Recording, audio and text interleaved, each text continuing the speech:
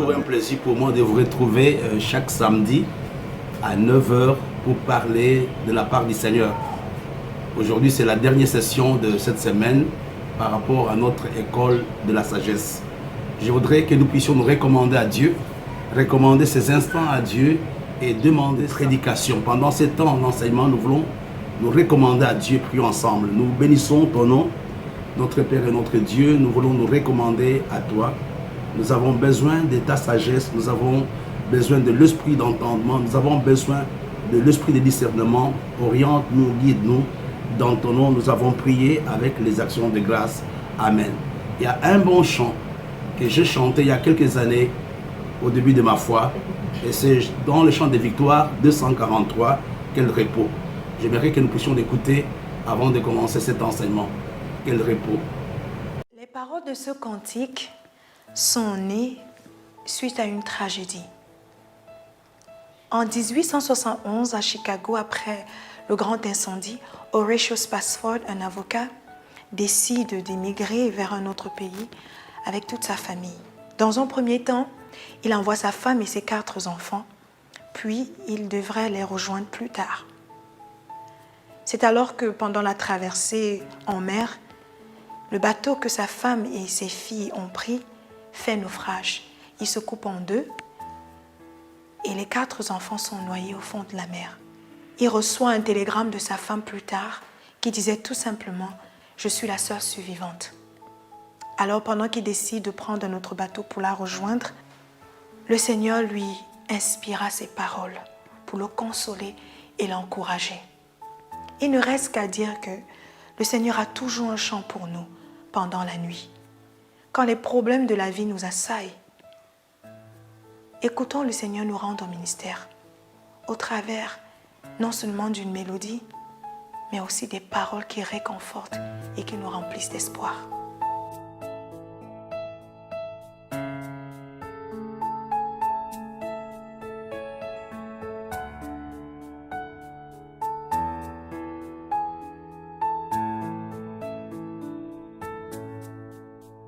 Quel repos céleste, Jésus, d'être à toi pour la mort et la vie. Dans les jours mauvais, de chanter avec foi, tout va bien. Ma paix est infinie. Quel repos, quel repos, quel repos, quel céleste repos, quel repos céleste, mon fardeau n'est plus libre par le sang du calvaire. Tous mes ennemis, Jésus les a vaincus. Gloire et louange à Dieu, notre Père. Quel repos, quel repos, quel repos, quel céleste repos, quel repos céleste. Tu conduis mes pas, tu me combles de tes richesses.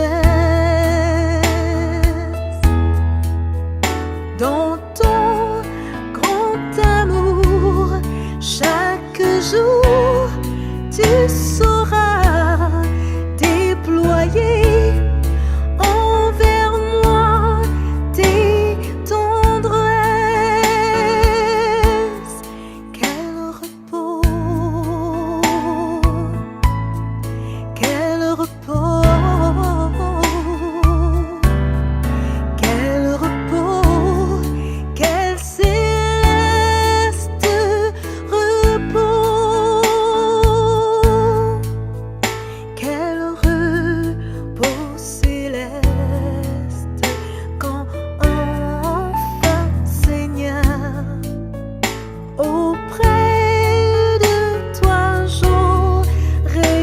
place. Après les travaux, les combats, la douleur, à jamais je pourrai voir ta face. Quel repos,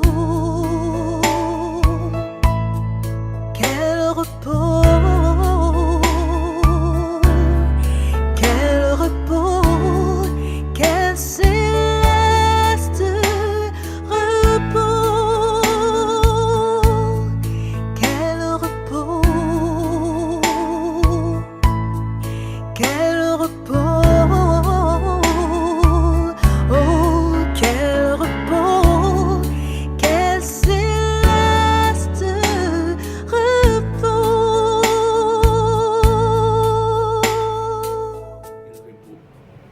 L'enseignement de ce matin a pour titre « Dieu accorda les doubles à Job ».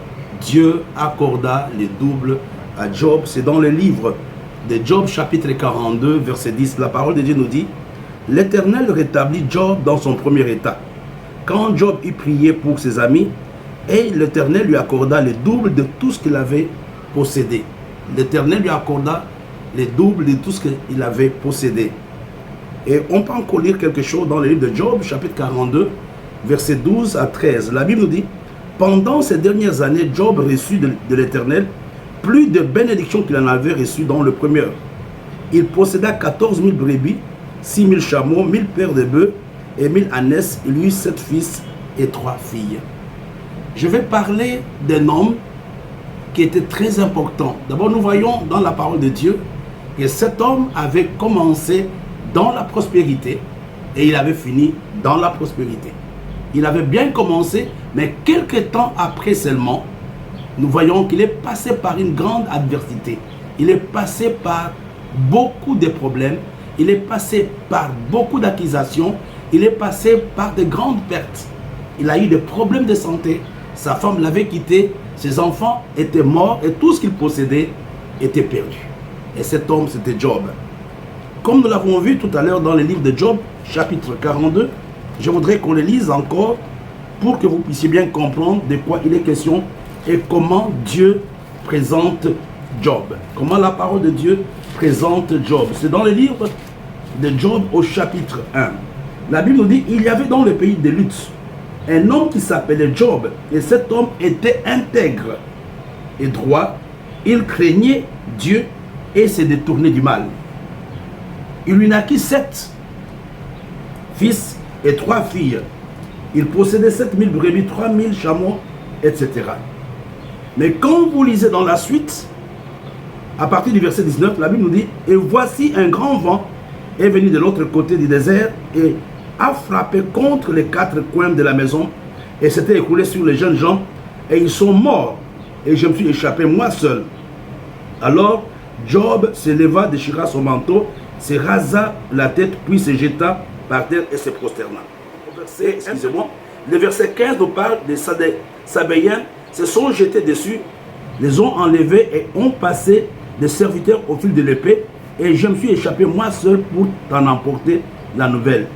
Il parlait encore lorsque un autre vint et dit, le feu de Dieu est tombé du ciel et a embrasé le brebis et les serviteurs, les a consumés, et je me suis échappé moi seul pour t'en apporter la nouvelle. Quand nous lisons tous les chapitres premiers de Job, on nous parle de l'adversité, on nous parle des épreuves, on nous parle des problèmes par lesquels Job était passé. Et nous avons vu dans les derniers chapitres du livre de Job que Job avait reçu le double de tout ce qu'il possédait. La question qui est la plus importante est de savoir qu'est-ce que Dieu avait fait ou qu'est-ce que Job avait fait pour pouvoir récupérer, pour pouvoir posséder plus que ce qu'il avait. Il avait quelque chose, il avait commencé sa vie, il était riche, mais à un moment, cet homme n'avait plus rien. Cet homme était devenu pauvre. Les troupeaux, donc les animaux, le bétail qu'il possédait était perdu, les enfants étaient morts, la femme l'avait quitté et lui-même avait des problèmes de santé. Mais quand vous lisez dans tous les livres de Job, vous allez voir que Job était devenu même un objet de moquerie de la part des gens qui les connaissaient avant. Et je voudrais aussi t'encourager ce matin que c'est possible, toi aussi, de faire la même expérience de Job. Je voudrais te donner un texte qui peut t'aider à comprendre, ou bien qui peut nous aider à comprendre un tout petit peu ces messages. Regardons ensemble, je préfère la version Le Semeur. Regardons ensemble dans les livres de Job au chapitre 5, excusez-moi, le livre de Jacques, chapitre 5, versets 8 à 11. Dans la version Bible du Semeur. La Bible nous dit: vous aussi prenez patience, soyez pleins de courage, car la venue du Seigneur est proche. Ne vous répandez pas en plainte les uns contre les autres, frères et sœurs, si vous ne voulez pas être condamnés. Voici que le juge se tient déjà devant la porte.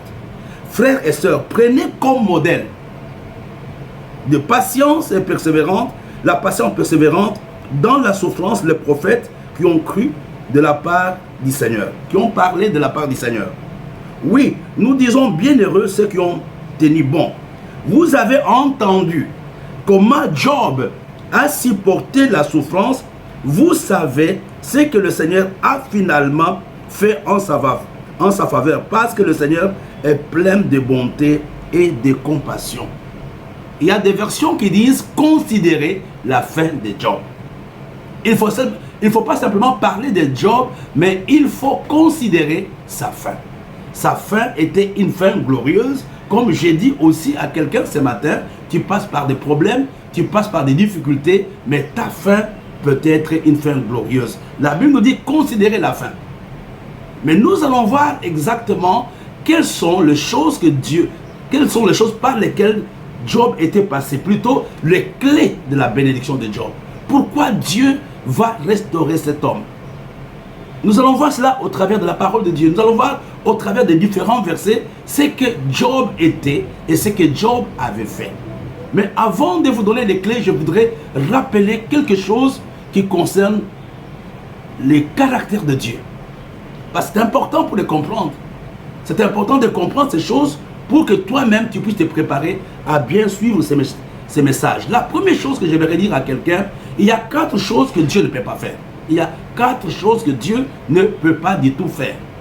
Dieu est incapable de faire les 4 choses que je vais te donner. La première chose, Dieu ne peut pas mentir. Ça, c'est impossible. Ce qu'il a dit dans sa parole reste vrai. Vous allez lire cela, Tite chapitre 1, verset 2. Dieu ne peut pas mentir. Je voudrais te rassurer que ce qui se trouve dans la parole de Dieu est vrai. Dieu ne peut pas mentir. Et la deuxième chose que Dieu ne peut pas faire, Dieu ne peut pas changer. Il ne peut pas mentir, il ne peut pas non plus changer. C'est dans le livre de Malachie, chapitre 3, verset 6. Et la troisième chose, Dieu n'écoute pas la prière. Dieu ne peut pas écouter la prière de quelqu'un qui n'observe pas sa parole. C'est dans Ésaïe, chapitre 59, verset 1 à 2. Vous allez le voir en bas de votre écran. Et la dernière chose, Dieu ne peut pas sauver, Dieu ne peut pas aider celui qui ne veut pas être aidé. Je vous donne ces orientations pour que vous puissiez comprendre pourquoi Dieu avait béni Job. Alors revenons maintenant aux clés ou aux piliers, où je parle de clés ou de pistes qui avaient amené Dieu à pouvoir restaurer cet homme. Je t'en parle parce que c'est important. Ce n'est pas une prédication, c'est un bref enseignement que je suis en train de te donner. Le titre, Dieu doubla la bénédiction, Dieu accorda le double à Job. La première chose que nous voyons par rapport à la vie de Job, pourquoi Dieu l'avait béni, pourquoi Dieu l'avait restauré, le premier secret ou la première clé, parce que Job avait la crainte de Dieu. Tout commence par là. Ça, c'est la première chose. Nous le voyons dans le livre de Job, au chapitre 1, versets 1 à 5. On va le lire ensemble. Il y avait dans le pays de Luz un homme qui s'appelait Job, et cet homme était intègre et droit. Il craignait Dieu et se détournait du mal. C'est comme ça qu'on présente Job.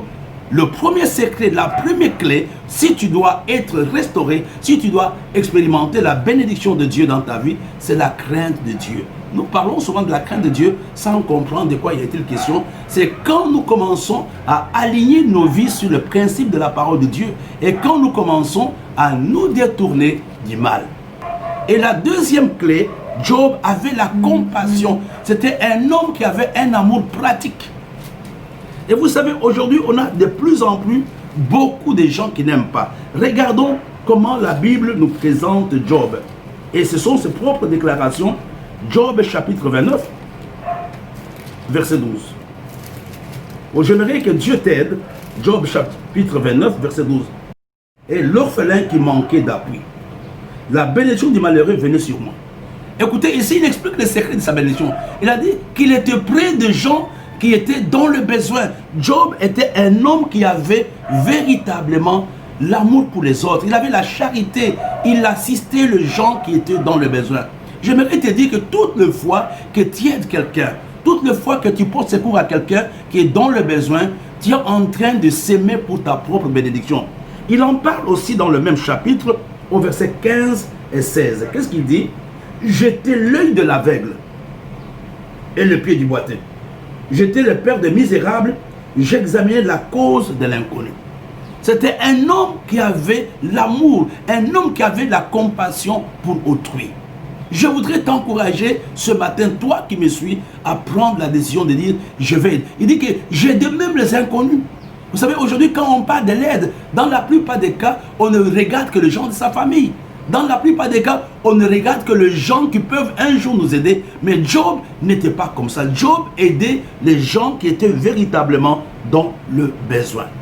Le troisième secret, le troisième pilier, la troisième clé de la bénédiction de Job, Job persévérait dans la crainte de Dieu malgré l'adversité. Malgré le problème, Job s'était accroché à Dieu. Regardons un tout petit peu dans le livre de Job, c'est Job chapitre 2, verset 9 jusqu'au verset 10. Sa femme lui dit, tu demeures ferme dans ton intégrité, maudit Dieu et meurs. Maudit Dieu, dit que mal part de Dieu. Ne sois pas sérieux, fais comme tout le monde. En fait, sa femme ne comprenait pas pourquoi il devrait être intègre. Combien d'entre nous, nous avons de tels problèmes? Combien d'entre nous, quand nous avons des problèmes, notre entourage ne nous encourage pas à aimer Dieu? Notre encourage nous décourage. Notre encourage nous dit, mais pourquoi tu continues à prier? Regarde, depuis que tu es dans le Seigneur, qu'est-ce que tu as déjà reçu? Job avait connu cela dans sa vie. Mais regardez la réponse qu'il donne à sa femme. La Bible nous dit, mais Job lui répondit, tu parles comme une femme insensée. Quoi? Nous recevons de Dieu le bien et ne recevons-nous pas aussi le mal? En tout cela, Job ne pécha pas par ses lèvres. Donc nous voyons le troisième secret ou le troisième pilier de la bénédiction de Job, c'était simplement la persévérance dans la crainte de Dieu. Malgré le problème qu'il avait, Job a continué à s'attacher à Dieu.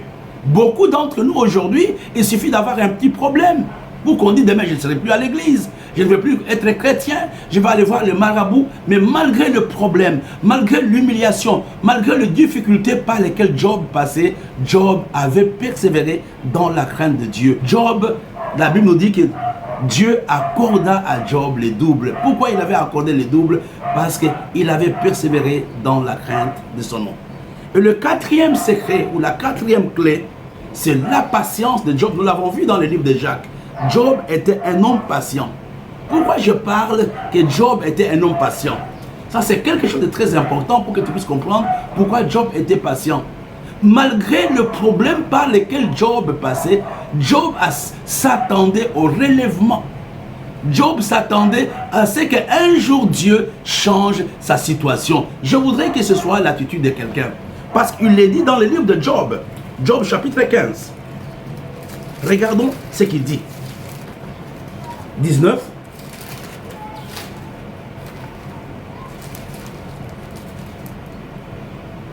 Job chapitre 19, verset 25. Ah, ça c'est très important. Il dit, mais je sais que mon Rédempteur est vivant et qu'il se lèvera le dernier sur la terre. Malgré tous les problèmes qu'il avait, Job avait de l'espoir. C'est ça la patience. Il avait de l'espoir. Il était convaincu que la situation par laquelle il passait était une situation temporaire. Ce n'était pas une situation définitive et qu'il allait s'en sortir. la quatrième clé, le quatrième secret, c'est la patience de Job. Sois patient, attends-toi à de bonnes nouvelles. Attends-toi à l'intervention divine dans ta vie. La cinquième clé, c'est la détermination de Job. C'est dans le livre de Job au chapitre 29, verset 5. Et nous voyons à un certain moment, quand vous lisez le texte, tu vas voir que ses amis ont commencé à l'accabler. Ses amis ont commencé à l'accuser en disant, non, Job, nous sommes convaincus que tu as péché. Mais Job dit, je connais mon Dieu, je ne peux pas pécher. Donc les gens voulaient qu'il accepte le péché. Les gens voulaient qu'il accepte le tort. Mais Job était un homme déterminé. Il a dit, même si aujourd'hui vous m'accusez, je reconnais que je n'ai rien fait. Et là, c'est l'attitude de quelqu'un qui va aller loin avec Dieu. Tu auras des problèmes, tu seras accusé, tu seras rejeté, mais sois un homme déterminé. Quand tu as raison, reste dans la raison. Quand tu as des convictions, quel que soit ce que les gens peuvent dire autour de toi. Moi, j'ai des gens avec qui je travaille. S'ils n'avaient pas la détermination, ils n'allaient pas travailler.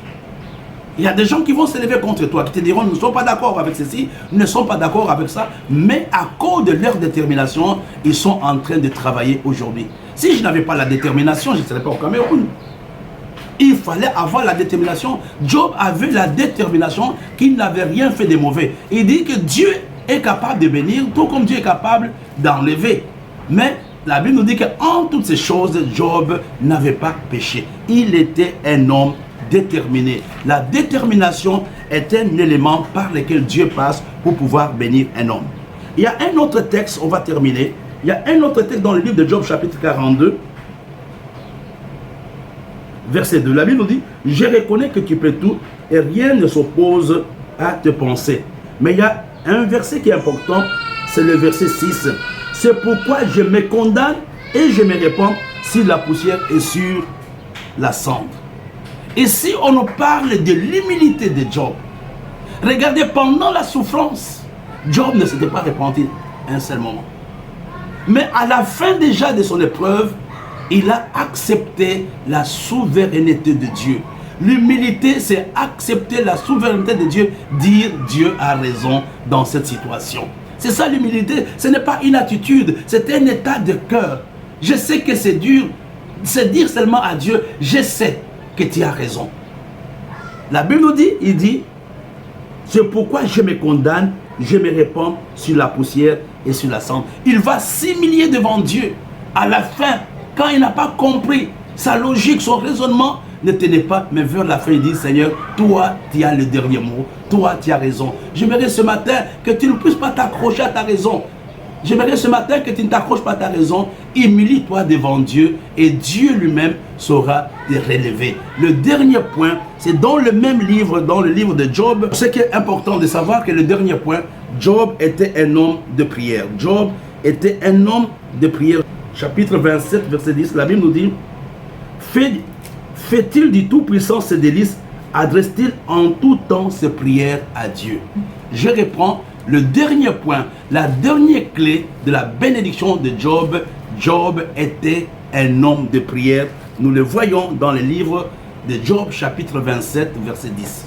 Nous avons parlé ce matin d'un enseignement très important, un enseignement classique qui avait pour thème Dieu accorda les doubles à Job. Et nous avons donné quelques pistes. Nous savons que Job avait commencé, le livre de Job a été introduit, n'est-ce pas, avec le succès de Job. Mais juste après, nous voyons Job qui passe par les problèmes, nous voyons Job qui passe par les difficultés, mais vers la fin, nous voyons Dieu qui les restaure. Voilà, mes frères et sœurs, l'enseignement de ce samedi, l'enseignement de ce samedi 6 juin.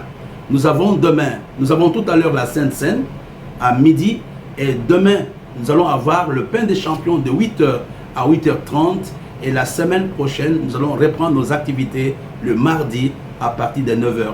Ayez un très bon week-end, que Dieu vous bénisse, que Dieu vous accorde les deux.